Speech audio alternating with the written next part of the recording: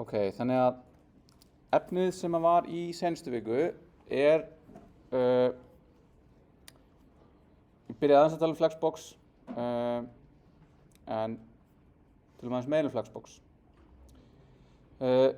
Flexbox var mjög lengi að verða til svona sem eitthvað sem var hægt nothæft í CSS og það var í raun og veru þannig mjög lengi í CSS að það var bara hægt að nota inline block og float til þess að búa til flókin útlit. Svo byrjaði að búa til Flexbox byggt af því sem fólk var búið að vera að nota og finna út úr og brasa í vefforritun langa lengi. Þetta var útfært í vöfrum og það var hætt við og það var, spekkurinn var tekinn tilbaka og þetta var endurskilgreint og eitthvað, en svo kom þetta út og þá þurftum við að bíða eftir því að allir vafrarnir myndu styðja þetta og þetta yrði í raun komið í almenna notkun og þá fór fólk að búa til svona vefi eins og hérna Can I Use sem að ég heldur að ég get ekki sett á, byrju, light, svona, að vefir eins og þessi eru svona, ok, hér er eitthvað sem er tilgreint í spec í staðlinum. En það er eitt að vera gefið út í staðlinum sem eitthvað svona, hei, þetta mun virka á einhverjum tímapunkti, hér er það skilgreint, yfir í það að vafrarnir actually forritið það, eða fólki sem býr til vafrarna forritið það og gefið það út.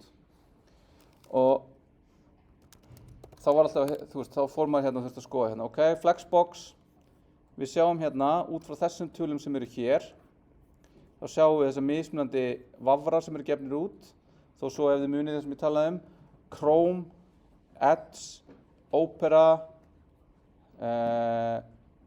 hugsalega einhverju sem hérna, nota allir Chromium,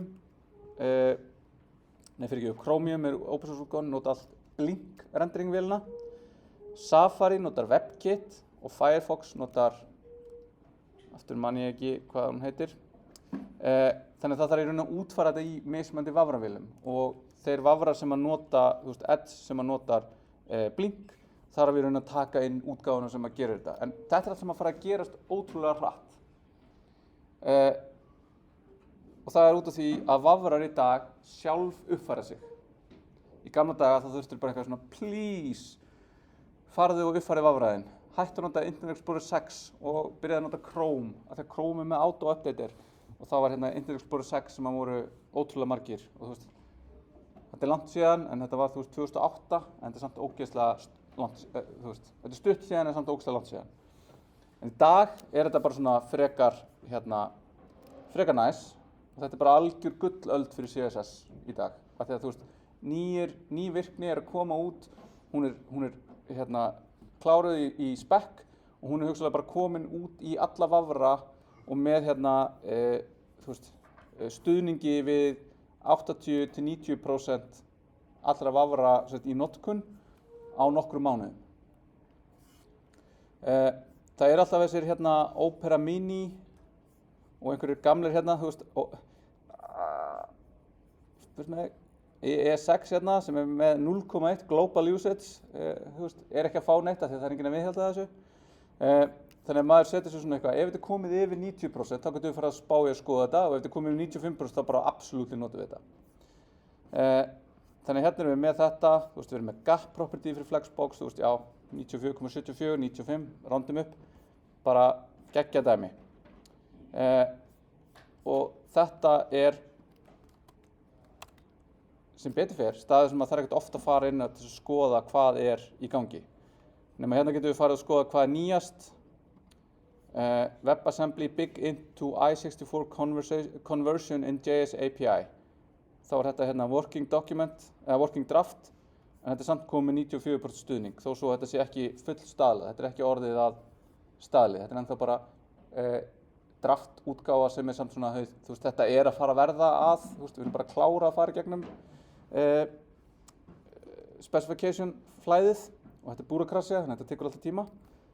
En ef þið sjá eitthvað bara, wow, þetta er geggjað hérna í þessu, get ég farið að nota þetta fyrir vefinn minn sem að ég vil, að fyrirtæki sem ég er að vinna fyrir geti bara, þetta virki bara. Og þá er þetta að fletta þessu upp hérna og fá upplýsingar um það. En þegar að Flexbox kom, þá gátum við fara að gera skemmtilega hluti sem að voru á til erfiðir, eins og akkúrat miðja hlutin bara nákvæmlega í miðjunni á skjánum eða í miðjunni á einhverju parenti. Og við gátum fara að búa til viðmót sem að voru svona layout sem að voru flóknari og bara var tiltölulega auðvelt að hugsa um. Þannig að þá hérna flex dæmið, tökum það inn í, nú opnaði ég aðeins vitlausan folder hérna. Ég ætla að opna þennan folder.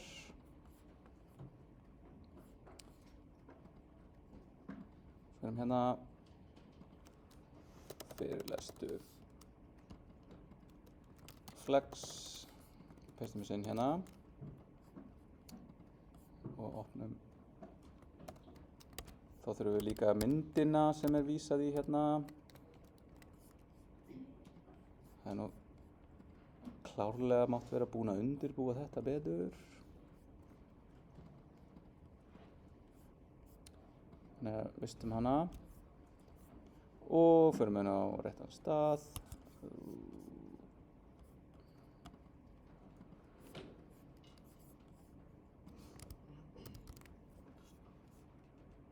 Svona. Og þá getum við setjað með myndum hérna. Ok. Gerum aftur svona og þá erum við hérna með eitthvað viðmót.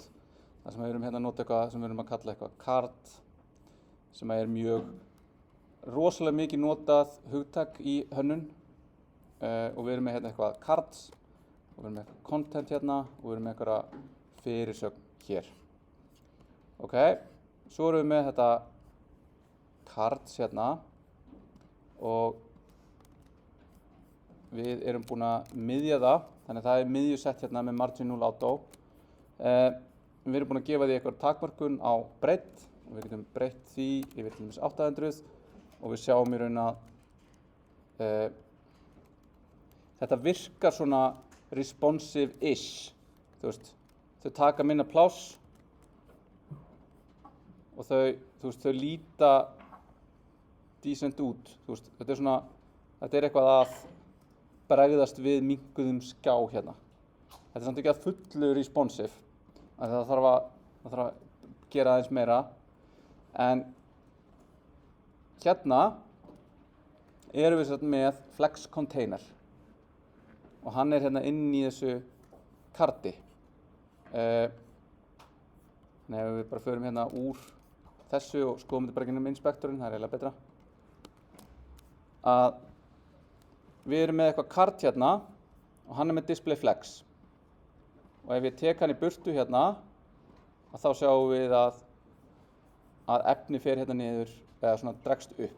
Þetta er nákvæmlega sama og það sem ég gaf ykkur í verkefni 3, sem er þetta að taka þetta content hérna og gefa því flex 1 til þess að taka allt auka plássið og dreifa því á ákveðinn stað. Ok, þannig að við erum með hennan flex container. Ef ég kveiki hérna á honum, ég kveiki svona outline fyrir hann, þá sé ég bara hann fer, það er ekki rosalega augljóst hérna, en það er svona appelsínugur lína sem fer utan það efni sem hann inniheldur. Klassar svolítið við gráa borderinn á þessu. Síðan er ég með þetta content hérna og hér er ég með element sem er inn í flex container og verður þá flex item, og sem flex item getur það fengið flex propertyið til þess að stýra því hvernig það tekur til sín pláss, en það getur líka sjálft orðið af flex container.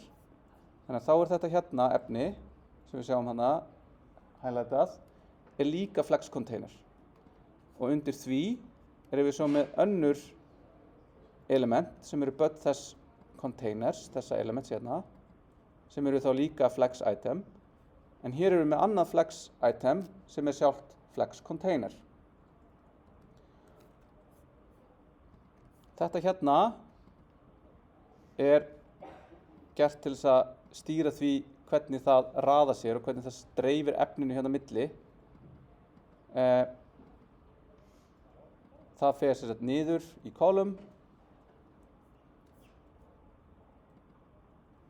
og síðan þessi hérna, seinasti flex-containerinn okkar, hann er að birta hlutina sem flex direction row, frá vinstri til hægri eftir meginás, og það er þá til þess að láta þennan takka fara hérna til hægri við textan hérna, og síðan erum við með röðunar eigindi hér. Þannig við sjáum hérna setjum við space between.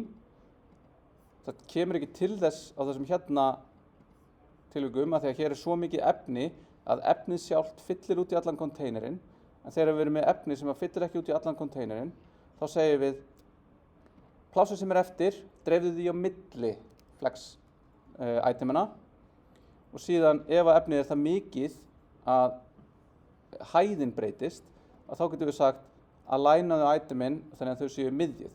Hérna eru þau sjálfgefið stretch sem er það sem er skilgreint í staðlinum, en ef við segjum center þá eru þau miðjuð. Svo get ég prófað að setja eitthvað annað eins og start eða flex end, flex start og center. Þannig að við getum raðað þessu eins og við viljum eftir því hvað er á ásunum.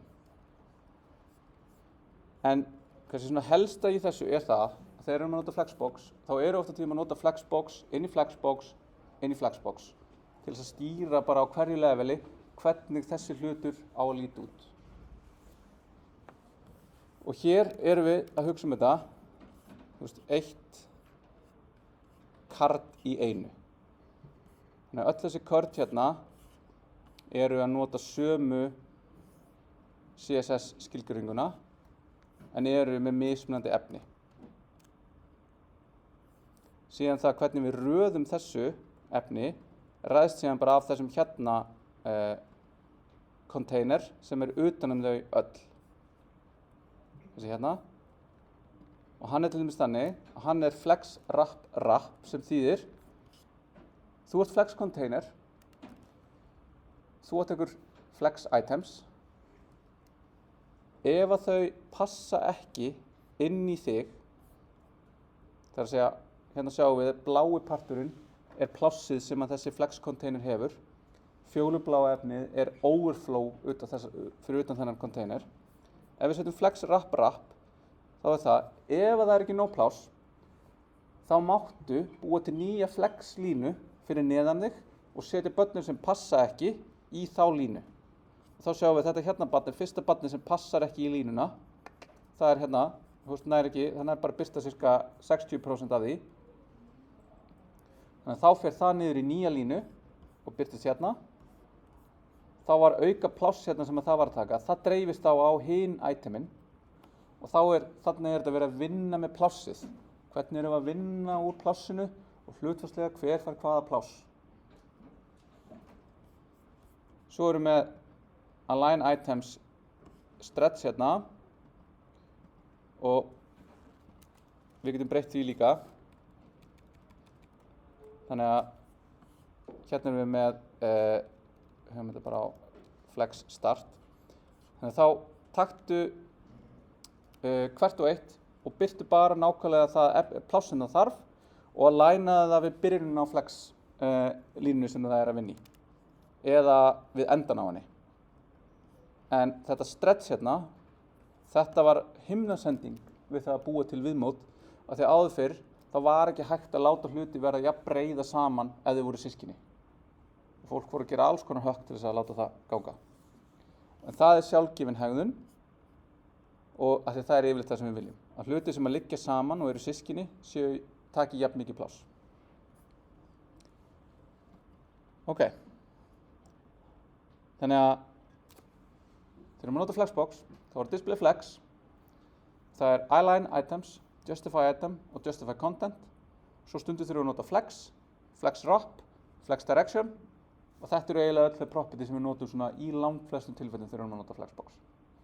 Svo getum við farið að leika okkur meira og vinna meira með það hvernig við leyfum plássinu að aukast og minnka í þetta, með þetta flex hérna, af því að flex eigindið, þetta hérna, er shorthand fyrir flex grow, sem segir til má þetta flex item vaksa, flex shrink sem segir má það minnka, og hvað er grunnstærð þess. Þannig við getum sagt þetta er grunnstærðin á að vera 100 pixlar og það má stækka en það má ekki minnka. Þannig að það er svo að setja þetta min width á hlutina, en samt í samhengi við flexbox.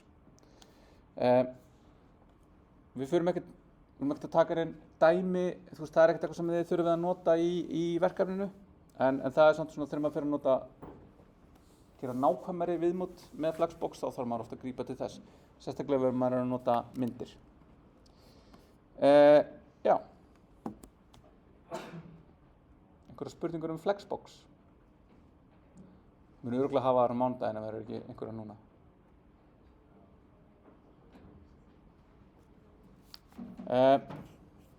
En talandi myndir, þá er annað dæmi hérna sem er líka vert að fara yfir, sem er object fit.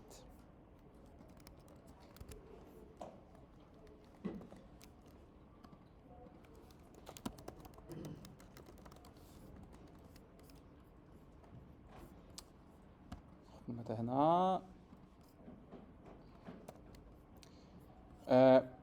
Það er þannig, nú erum við búin að tala mikið það að láta pláss, láta hvernig plássi stýrist.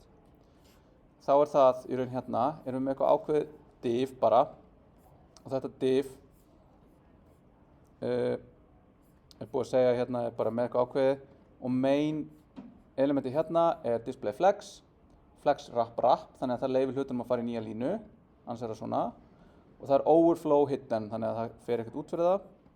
Svo erum við eitthvað div, og öll divin eru bara með eitthvað margin, sem að mætti nú reyndar, þetta er svolítið gamalt dæmi, hérna mætti nota gap, og við farum þetta bara hérna í flýti, þetta hérna mætti taka út, og setja í staðinn gap 20px. Þá erum við að láta, í staðinn fyrir að láta hvert og eitt barn stýra hvað er, hversu mikið pláss er í næsta, þá látum við containerin stýra því hvað er mikið pláss. Þá sjáum við hérna að nú fáum við þessar hérna línur sem að gefa til kynna gapið á milli itemana. En hér erum við með síðan þessi div og þau eru með einhverjar myndir inn í sér og myndirnar eru með mismunandi skilgreiningar á object fit. En myndirnar sjálfar eru allar með fasta breidd og fasta hæð. Það er alveg fyrir þetta dæmi. Yfirleitt erum við með í raun fasta breidd og látum hæðina reiknast sjálfkrafa. En til þess að gera þetta aðeins ýktara og geta sé hvernig object fit virkar, þá er hæðin líka takmörkuð. Og þá er object fit, eins og nafnið gefur til kynna, tilgreina hvernig object, og object er þá allt það sem er tekið og embeddað inn í skjalið, eins og mynd, eða vídeo, eða iframe, og hvernig á það að passa. Og þá er það hérna, og þá er að fylla út í. Og þá sjáum við hvað gerist, að þá er bara hluturinn tekinn og hann er bara látinn passa akkurat inn í hlutin, sama hvert aspect ratioið, hvert hlutfall hlutarins er, þannig að hann verður teygður. Hérna er hann cover, sem þýðir að vafranum er treyst til þess að fylla upp í containerinn með objectinu. Við getum síðan stýrt hérna object position, stýrt í hvernig það, í grunninn er það þannig að miðpunktur hlutarins er látinn passa við miðpunkt containersins. Þannig að þetta er miðpunkturinn á myndinni, hann er sirkaður út frá miðpunktunum á containernum og þaðan er hann látinn fylla út í hlutin. Þá sjáum við að þá skerst af hérna, stundum vill maður ekki að þetta gerist, maður vill kannski frekar að það sé við 0% hérna en miðjuna á hlutnum. Þannig að við sjáum toppinn á honum eða botninn. Þetta er eitthvað sem til dæmis oft í hönnun er ekkert spáð í. Hönnur eiga það til, þó svo að það sé alls ekki alla hönni, að þeir hanna hlutina eins og þeir líta best út. Þeir hanna það ekki eins og þeir líta verst út, sem er þegar einhver notandi er búinn að setja inn einhverja mynd sem passar engan veginn og þetta er búið að teygast alls konar skringilega og þetta er ógeðslega ljótt. En með því að nota og hugsa út í þetta hvernig þetta object fit er, þá getum við svona hvað er besta fail caseið ef að myndin passar ekki. Svo getum við sagt contain og þá er í raun allur objectin látin passa inn í containerinn og hann er minnkaður í réttu hlutfalli við aspect ratioið þannig að hann passi. Þannig að þá sjáum við allan hlutin en við fáum það sem er hérna kallað svona letterboxing effekt. Við fáum svona pláss hér út af því að við erum að láta aspect ratioið halda sér. Svo er none. Það bara segir taktu bara hlutin og hendunum inn í þeirri stærð sem hann er. Þannig að þá er hann í raun ekkert skalaði niður, hann er bara settur hann inn. Og hérna er bara cover með pose 00 sem er bara sama og ég var að gera hérna með því að breyta þessu hérna. Þetta þurfum við að nota í verkefni 4 til þess að láta myndirnar í þessum spjöldum sem má bæta við á forsíðunni líta sæmilega út. Það líta ekki fullkomlega út af því að þetta er ekkert frábæra myndir og það er ekkert hugsaði til þess að það er líka smá pointið að þetta er ekki fullkomlega myndir. Það er eiga að vera þarna og það er eiga bara að fylla upp í efnið og líta sæmilega út. Ok. Einhverjar spurningar?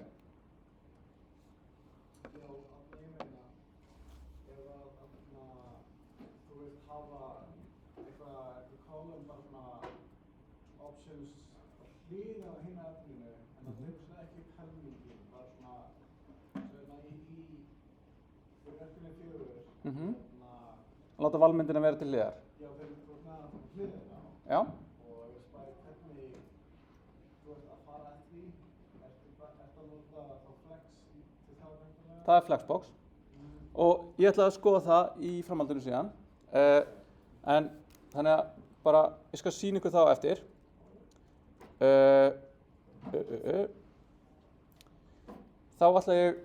Þá erum við búin að skoða flexbox og object fit. Þetta er alls ekki tæmandi listi yfir það sem að, þú veist, en þetta er svona það sem er kannski praktískast fyrir verkefni núna. Og þá seinasta eru CSS variables eða CSS custom properties. Skoðum dæmi það. Hérna. Vistu þetta. Svona. Ok. Þetta er gorgeous. Hérna er ekkert sérstaklega þægilegt að nota inspektorinn til að skoða þetta því að hér erum við að nota breytur og þá er alveg betra að skoða það hérna þó svo við skulum skoða þetta hitt líka eftir.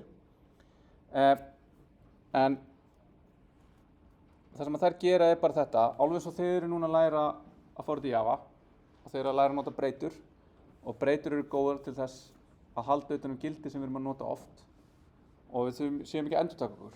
Og við séum ekki að breyta þessum hlut og gleyma honum þarna. Og þá alveg eins við í CSS að þú veist, við erum að nota sömu stærðirnar oft á tíðum aftur og aftur og aftur og við erum að skrifa þær aftur og aftur og aftur og við þurfum að breyta þeim á mörgum stöðum. Með CSS Custom Properties þá getum við búið til okkar eigin svona properties og þau fylgja þessu hérna nafnaskipulagi eða naming convention að við gerum das, bandstrik og svo bara heitið á því sem við ætlum að búa til. Þetta kemur til þess að því að einu sinni vorum með það sem við kalla browser prefixes, þannig að við vorum kannski með WebKit,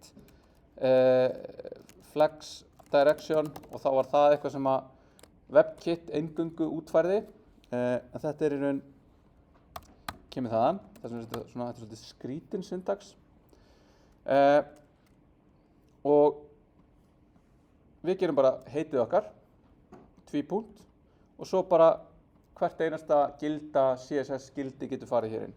Hvort sem með 16 pixlar, center, Arial, Helvetica fyrst, Helvetica, Arial. Bara öll gildi sem við getum nota getum við sett sem gildi í CSS Custom Property.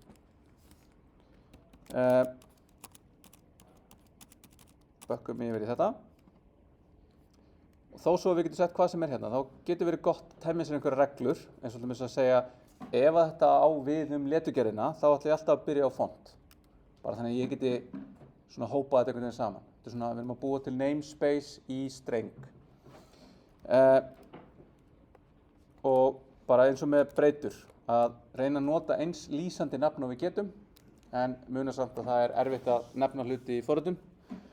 Og þá stundum gerum við okkar besta, reynum að halda okkur frá því að gera eitthvað bla eða fú eða ASDF eða eitthvað. Síðan ætlum við að nota þetta. Þá notum við sem sagt fallið var. Hérna, ég ætla ekki að fá þetta pop-up. Það er bara hérna var, svíi opnast og svo vísar það í heitið á CSS Custom Property-inu. Við getum aukalega sett default gildi hérna, sem var allir með 16 pixlar, og þá er það notað, þá því aðeins að þetta hérna gildi finnist ekki. Þannig að til dæmis ef ég gerði vitleysu hérna og ég kalla þetta sizes, þá myndi þetta ekki finnast og 16 pixlar vera notað.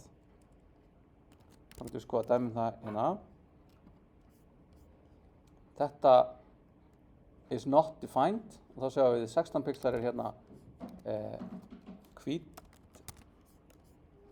Hérna, já, þetta er hérna, en hérna sjáum við að þetta er, hún resolvar það, hún finnur það fyrir mig og segir mér ef ég hovera yfir það að þetta gildi séu 16 pixlar. Þannig að þetta er notað og þá getum við líka að sé það ef ég set hérna 32, þá stækkar allt út af því að ég stækkaði þetta gildi.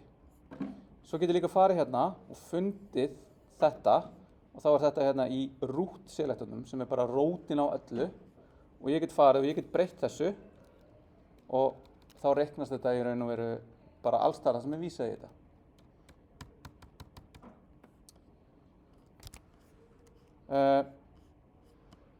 Svo er þetta bara eins með liti, hérna er þetta með default gildi og svo hérna er ég að nota þetta með kalkfallinu sem að ég sýndi ykkur aðeins í seinasta tíma, þar sem við getum tekið prósentutölu eða hlutfallslegt gildi og fast gildi eins og prósentu og pixla eða sentimetra og viewport height eininguna og margfaldaðan saman eða plúsaðan eða gert eitthvað. Að ég get líka gert það við þessar breytur og þá er það bara vafrans að finna út í hvað er þetta hérna, ok, þetta er bara heiltala eða rauntala, þetta er pixel eða rem og það er bara reiknað út úr þessu alla leið og við fáum bara út reiknað gildi. Þannig að þetta er hérna á H2.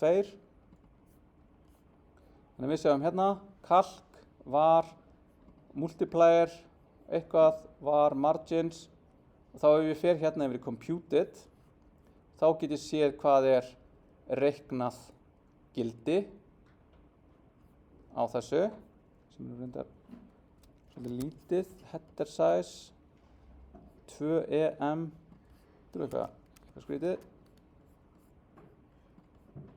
hérna font size, já, 32 svo get ég sett hérna nýtt custom property annar staðar í kasketinu eða sem sagt í þessu hérna, þannig að þegar kasketi fyrir að reikna þetta þá sér það hérna að fyrir þetta hérna element er annað hérna er breytt með style ég geti líka sett þetta bara sem í gegnum selektor að þá geti ég sett breytun á öðrum stað eins og hérna skilgreini ég hana á öðrum stað og hún tiltekur þá í þessu hérna frá þessu H1 og öllum þeim elementum sem að koma í framhaldinu af þessum H1. Þannig að það er að gera alls konar hluti með þessu og þetta er töluvert kraftmeira en maður heldur svona, það sér þetta í byrjun en við ætlum bara að byrja að nota þetta þannig að við notum þetta bara eins og breytur. Alright.